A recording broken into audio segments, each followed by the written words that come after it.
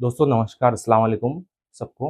आज बहुत दिनों के बाद आप सबके बीच में आया हूँ। वैसे तो मैं कभी पॉलिटिकल व्यूज़ पे कोई वीडियो बनाता नहीं हूँ, लेकिन क्या करूँ, देश की हालात देख के फिलहाल मजबूर हूँ। पूरे देश भर में अलग-अलग जगह पे जो स्टूडेंट्स हैं, वो सड़कों पर हैं, अपनी हक के लिए लड़ाई लड़ रहे हैं, जवाबदेही माँग रहे हैं, बार-बार अपने भविष्य को लेके चिंतित है। तो ऐसी हालत में देश को देखते हुए हम सब चुप नहीं बैठ सकते घर पे। दोस्तों, किसी भी एक लोकतांत्रिक देश में, गणतांत्रिक देश में शांतिपूर्ण तरीके से प्रोटेस्ट करने का सबको अधिकार है, और खास करके जब वो देश की भविष्य हो, युवाएं हो। लेकिन जब कंटिन्यूअस अगर प्रोटेस्ट के बाद में, शांतिपूर्ण तरीके से प्रोटेस्ट करने के बाद में उसकी मतलब जवाब में जब आपको चुप्पी मिले और लाठियां और डंडे मिले, तो दोस्तों सवाल पूछना जरूरी है। ऐसे में मेरा सीधा सवाल देश से और सरकार से यही है कि क्या धर्मेंद्र प्रधान इस देश से बड़ा है? क्या धर्मेंद्र प्रधान देश के भविष्य से बड़ा है? क्या धर्मेंद्र प्रधान देश के युवाओं से बड़ा है? दोस्तों, एक एजुकेशन मिनिस्टर का काम क्या होता है? एक एजुकेशन मिनिस्टर का काम है कि वो देश का जो एग्जामिनेशन सिस्टम है, जो पेपर सिस्टम मतलब पेपर के थ्रू जो एग्जामिनेशन सिस्टम है, उसको सही तरीके से चलाना। लेकिन जब बार बार पेपर लीक होता है, लाखों बच्चों की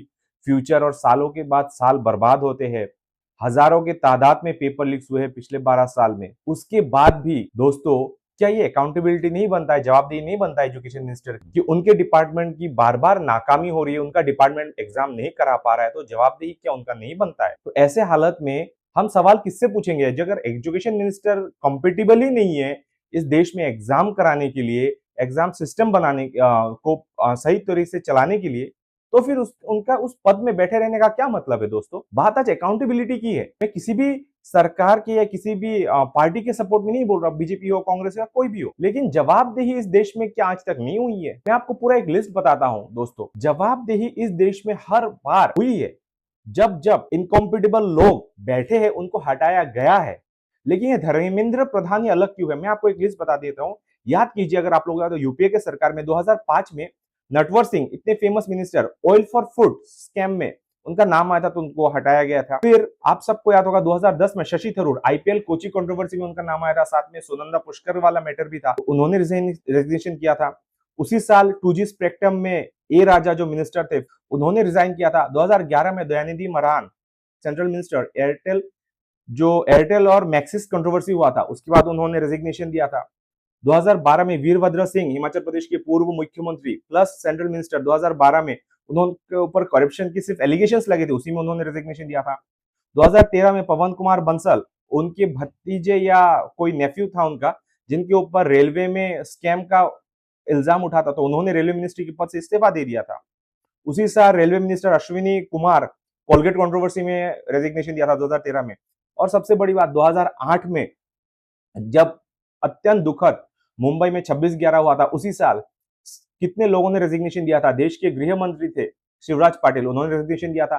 महाराष्ट्र के मुख्यमंत्री विलासराव देशमुख, दिवंगत, उन्होंने रेजिग्नेशन दिया था।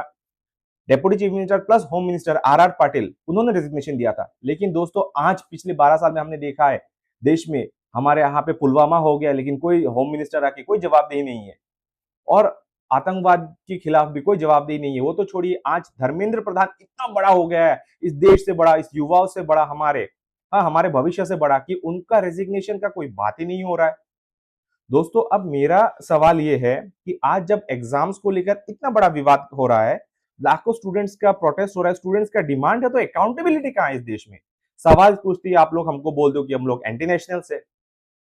कोई भी मंत्री देश के स्टूडेंट से बड़ा दोस्तों नहीं हो सकता, और किसी भी सरकार को देश की युवाओं के भरोसे से बड़ा नहीं समझना चाहिए किसी को भी। अगर आज हम चुप बैठे, तो कल हमारे भाइयों बहनों और बच्चों के भविष्य खतरे में है दोस्तों।